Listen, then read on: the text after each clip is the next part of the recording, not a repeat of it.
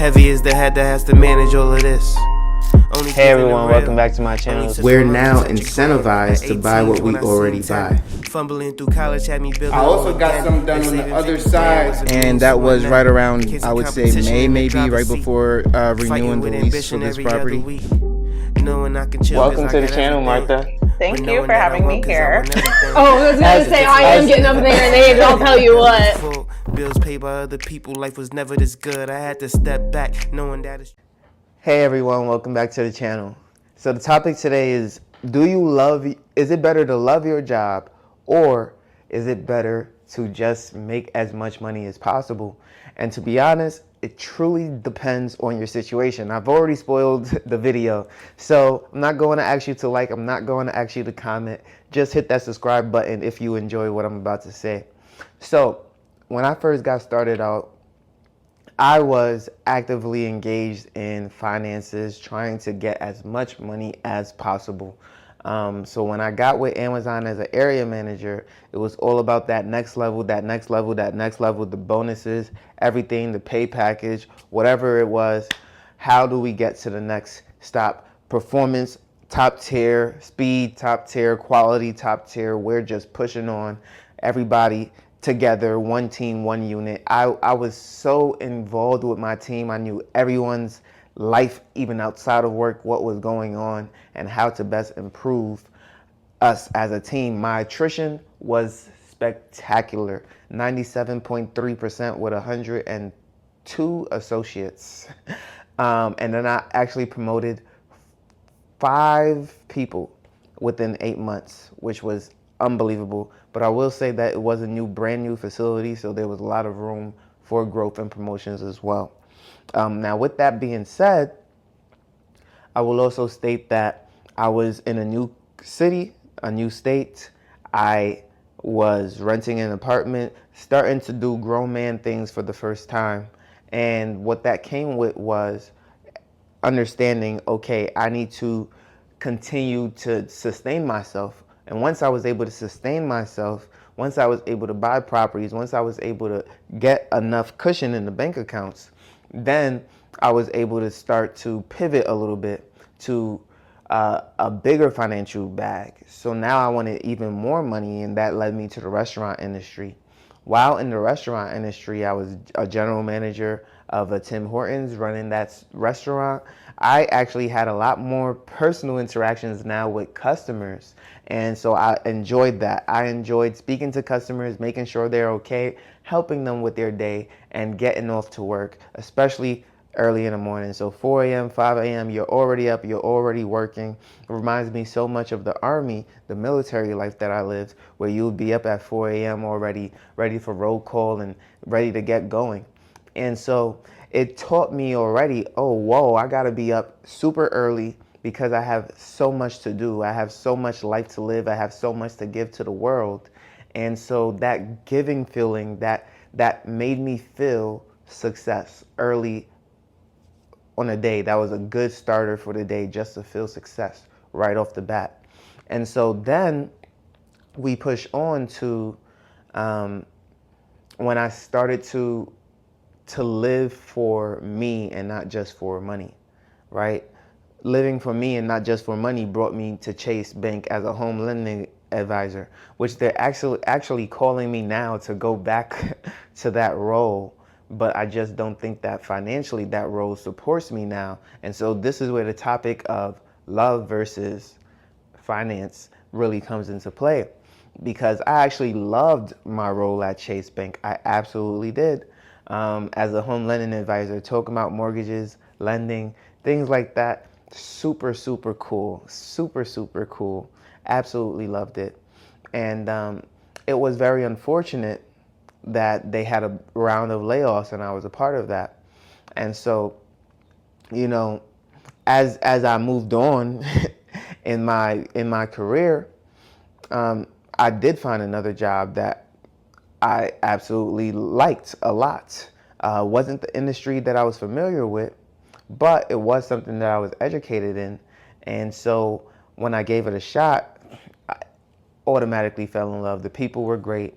Everyone was great. and the pay was pretty good, especially for an entry level position coming from management. And so you start to look at the world with everything that it has to offer. You see what the average black person makes in America, the average white person makes in America, and you tell yourself, you know what, I'm not average. I can be more. I can do more. I can earn more. And you do. You have. You've done it in the past. Why not now? Right? So when you take a step back in title, when you take a step back in position or in role, what tends to happen now is that you're gauged based on the role that you're currently in and not the experiences and the wealth of knowledge that you truly do possess. You're based on the position rather than the person. And I've learned that, I've noticed that. And so when it comes to taking on a lesser role, you must be very, very careful about that, because it can definitely hinder you more than help you. And so I say all that to say, if you know you are worth more and you're still on that financial path, maybe you have a spouse, significant other, or you have children in the picture now, and you must focus more on the financial aspect. You don't have time to worry about whether or not you like the job. You must also take that into consideration. And then number two is, if you are in a place where financially you are good, you are capable of, either taking a back seat or just simply enjoying your life more while doing a job that is less hard on your body or hard on you mentally, you then are in a place where you can look to the love, care aspect of your job, or even look towards finding both, finding a good medium where you love the job and you also make a lot of money, or even the same money, or even more money, with the upside for more money and growth. And so I was able to find jobs that not only offered me the love of the work itself, but the financial aspect as well, right? And a lot of that comes from the team. A lot of that comes from the people that you're around, at least for me, to where I truly do enjoy being around so-and-so. I truly do enjoy being around this person, that person. That alone is half the battle, right? The other half of the battle is, do you feel as though they appreciate you? And one way to know is whether or not you're being compensated fairly. So I would be remiss if I did not go over some ways to know that you're not being compensated fairly for the work that you do. Is there a pay scale? If there's no pay scale and everyone gets paid the same, then if you're not doing more work outside of your job title, then of course you shouldn't be paid more for the work that you had already signed up for and agreed to said payment. Now, in my case, in a previous job, I was told, hey, after a year, you guys get all these increases, bonuses start to come in, all this so-and-so happens. And so when you don't even talk about it yourself, this is something that comes up and is brought to your attention, you start to now anticipate these things happening within your life. You know what? A little boost of joy, a little glitch of excitement will now radiate into your life. But when that is then denied of you, and the reasons are wide and long, right? There are various reasons why you may be denied of something. That then starts to sting. Imagine being offered a cookie and then when you go to pick it up, it's been eaten. Someone has already eaten the cookie. You didn't ask for the cookie, but when you finally go and pick up what was offered to you, they've ate the cookie. They told you you were too late. You should have came a little earlier. Right? So you start to understand, oh my goodness, I am not being given what I was told I would be given. I wasn't told the time. I wasn't told this. Now there are other things running through your head versus whether I just simply like the job and whether I just feel appreciated. Now you're feeling as though you're less than because you're given less than others? Is this happening in other departments? Is this happening in other stores? Is this happening in other companies?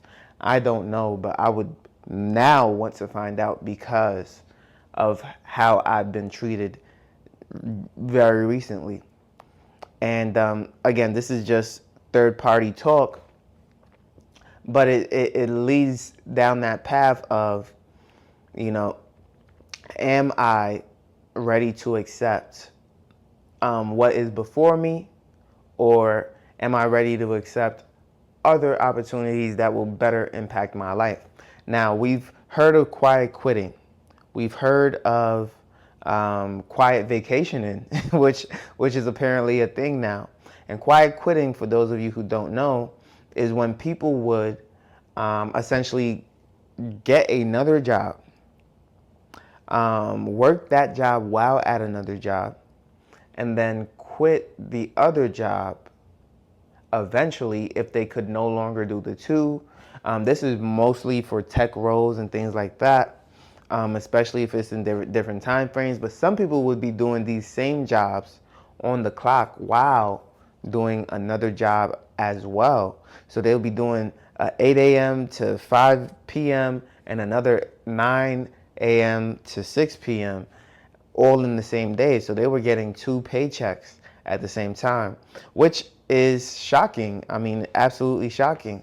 And I have not seen people work 2 jobs at the same time, but definitely have time to do other things. So for example, they may clock in at 8, but their meeting is until 9:30. And so they don't do any work until 9:30, although they're clocked in till 8. Same thing, somebody clocks in at 8, but their meeting or their team members aren't clocked in till 10. So they don't do any work until 9:45, 10.